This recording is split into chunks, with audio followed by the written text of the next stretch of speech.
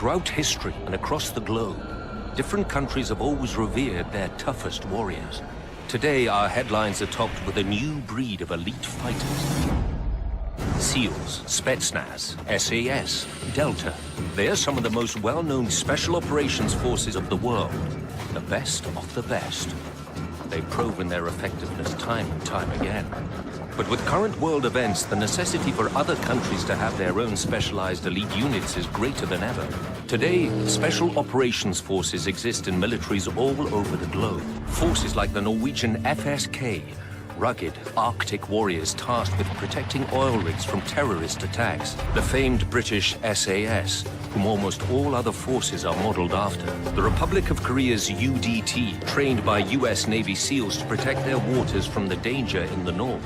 The well-respected Polish GROM, who've never lost one man in battle over hundreds of missions. US Delta Force and Navy SEALs, making history with recent wars in the Middle East. Russian Spetsnaz, masters of deception and bizarre training techniques. And the mysterious American OGA, providing crucial intel to operators in the field. Listen to the stories, see the high-tech weaponry, and witness the grueling training through the eyes of the actual international operators themselves. This is Global Warfighters. High-level targets, hostage rescue, counter-terrorism. There are certain types of operations that often fall outside the scope of conventional military forces. A Tier 1 operator is someone who is talented, who's focused, who is operationally mature, who's tactically patient.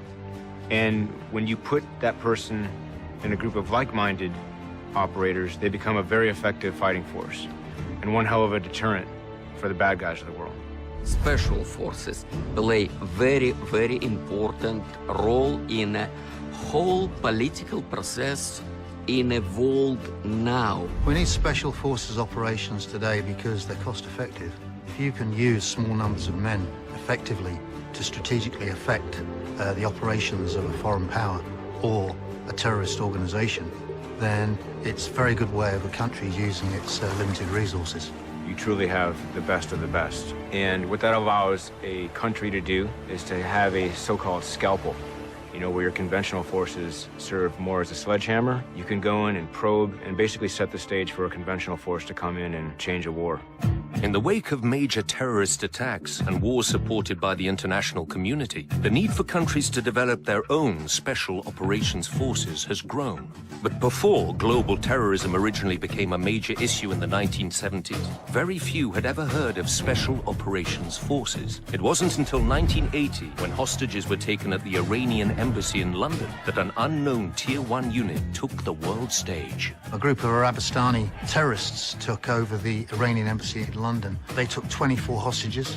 On the 6th day, the charge d'affaires, a man called Lavazani, was murdered by one of the terrorists, at which point control was handed over to the military. We approached the building silently. It didn't go quite as we'd hoped, and the assault approach phase was compromised.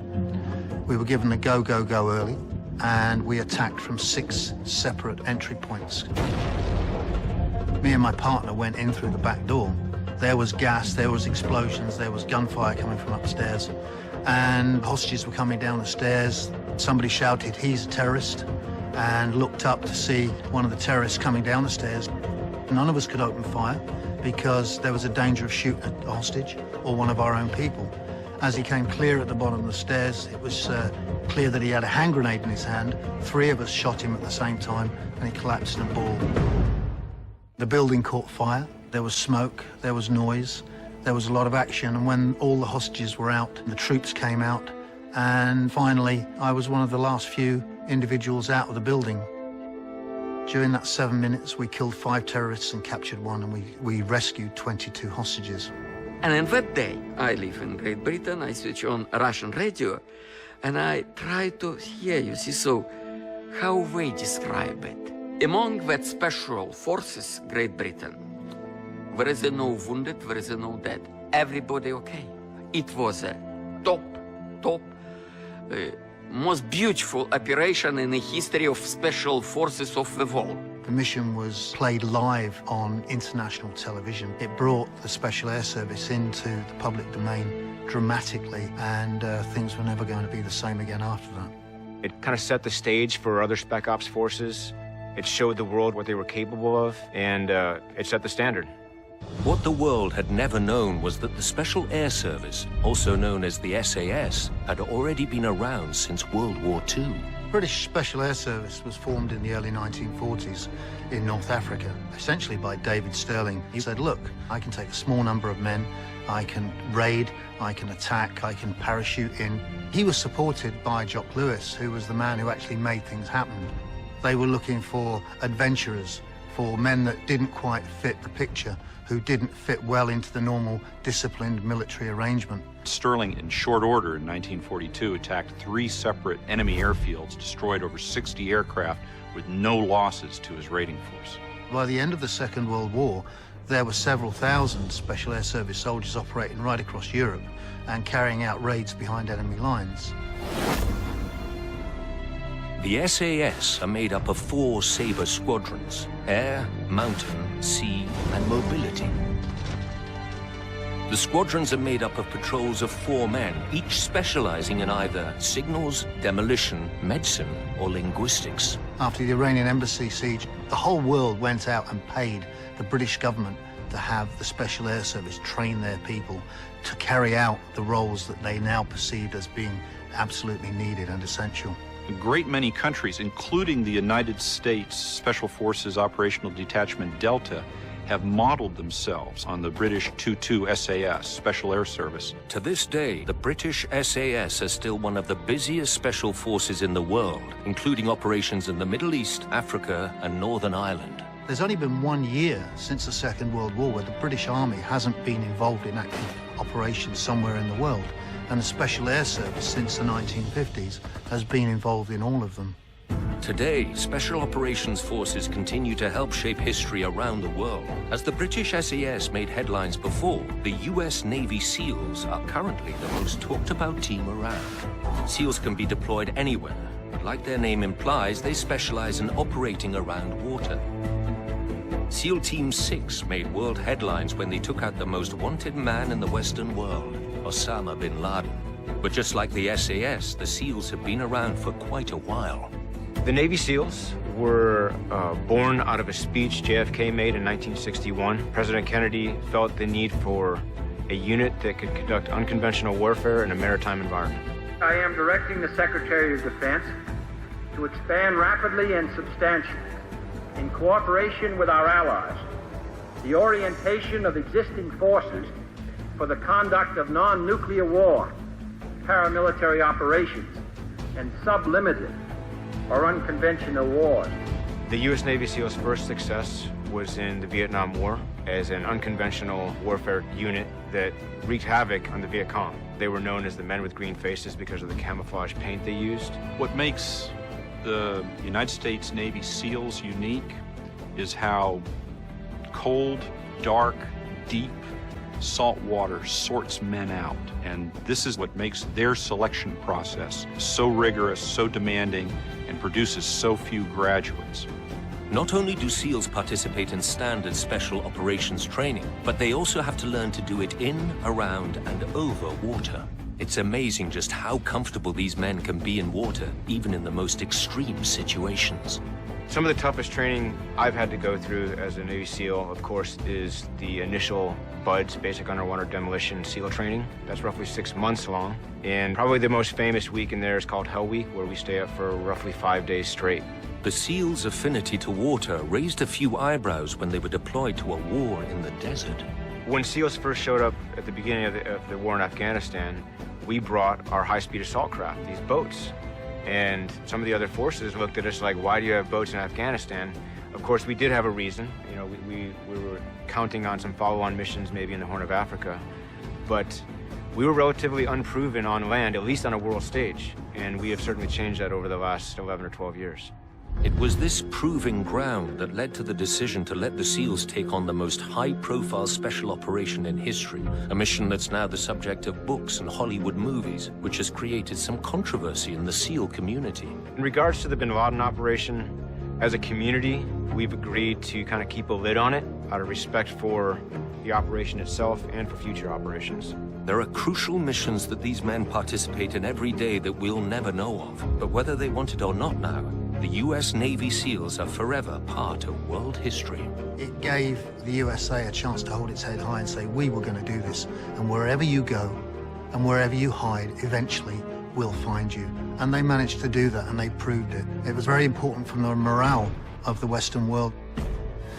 When a Special Forces operator goes into the field, the physical tools he brings can be just as important as the intel he has to work with. The weapons have changed and developed over the years, but one fact remains true. You need the right tool for the right job. A large percentage of what Special Operations Forces do is counter-terrorism. Ideally, that means preventing acts of terrorism, but it also means stopping acts in progress. One of the most difficult missions for a Tier 1 unit to handle is a hostage rescue. When innocent people's lives are at stake, the training needed is ramped exponentially. In 2011, a ship and crew operated by South Korea was hijacked by pirates, and the Koreans showed the world just how hard they had been training. The Republic of Korea UDT, or Korean Navy SEALs, are heavily modeled after and often trained with their US SEAL brothers. With a constant threat looming at their border to the north, the UDT have good reason to always stay sharp. North Korean agents are a constant threat and have been known to use what are called midget submarines to infiltrate South Korean waters. The South Korean UDT are a unique bunch. They actually send guys through our pipeline, through our training, and take some of that knowledge back to their own units. An operation that indicates the capability of the Republic of Korea Navy SEALs is the Samho jewelry operation in 2011. There's been a dramatic rescue on board a hijacked freighter in the Arabian Sea. The early morning raid had been carried out with a South Korean destroyer and a Lynx helicopter providing covering fire. The ship and her 21 crew members were taken out into international waters while it's believed the pirates waited for backup or their ransom to be met. South Korea had to act. An operation such as the one the UDT, or the South Korean UDT SEALs carried out, is very complex. It requires intel, it requires assumed risk, it requires execution on a nearly perfect level. Just before dawn on January 21st, the UDT saw their opportunity and made their move. Using small, fast boats, the Korean team hit the freighter like a typhoon. For the ROK Navy SEALs, to fight the pirates and rescue the hostages is like fighting through a 15-story building that's made of steel with steel doors laid on its side. They would be fighting from compartment to compartment, having to work their way, cut their way, blast their way through the doors as the pirates tried to hold off their attackers.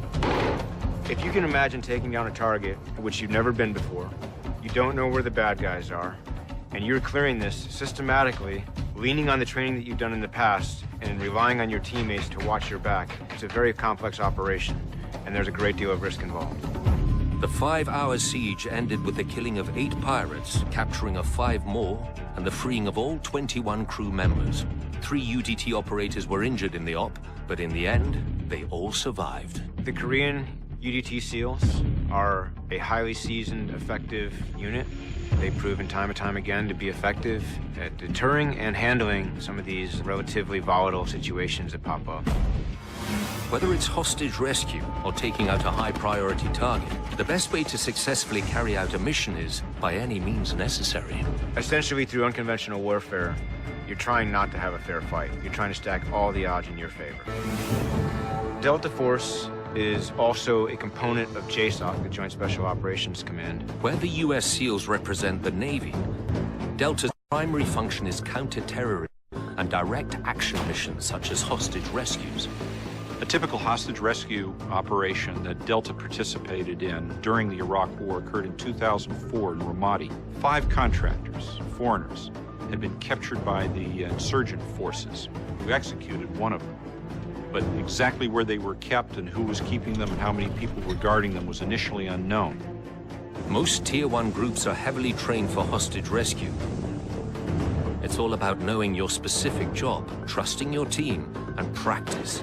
Lots and lots of practice. With excellent intel provided by Polish forces, the hostages' location was pinpointed to a remote house, and Delta sent out on their daring mission. Once the hostages' location was fixed, Delta, with support of its organic aviation unit, the 160th Special Operations Aviation Regiment, would have conducted a templated hostage rescue operation. Delta came in by Black Hawk, fast and furious. By flying low to the ground, the thundering blades of the copters wouldn't be heard until they were right on top of their target. With seconds to prevent the loss of lives, Delta stormed the house from all directions. If you had been on the raid, you would have fought your way into the building, clearing each room, employing all your training and target discrimination to ensure that you kill the insurgents, but you don't kill the hostages, but making sure that you treated them as if they might still be a threat in case any of the insurgents were playing hostage in order to escape the attack. Once on the ground, the entire mission was over in a matter of minutes. The 4 remaining hostages were rescued, and the kidnappers had no idea what hit them. Thanks to specific training that only Tier 1 units experience, Delta was able to do their job with sharp precision. One of the lesser-known special operations forces in the world is the Canadian JTF-2. Canadian Task Force 2 teams are a secretive organisation, particularly counter-terrorist. They're there for the defence of Canadian government, to be used very much as in a counter-terrorist role. The recent rush to valuable natural resources in the north has given Canada a reason to discourage troublemakers from crossing their borders. No one wants a run-in with a highly trained JTF-2 Arctic unit. The JTF-2 was responsible for providing security for the Vancouver Olympics. You know, Olympics are watched around the world. They're a high-stakes event where a country can't afford to have something go wrong. The terrorist activity in the 1972 Munich Games set the stage for Tier 1 Spec Ops forces to be a part of future Olympic events. Canada has gone to great lengths to keep the JTF-2 out of the public eye. Secrecy is extremely important to all special operations forces, and a reason for some operators to remain anonymous. When it comes to modern weapons, perhaps no gun has changed the way wars are fought on the ground than the sniper rifle. Just the fact that the enemy know we have snipers out there is a deterrent, will oftentimes make them take different routes or not conduct an operation altogether. The basic element that separates a special operator from a conventional soldier is the type of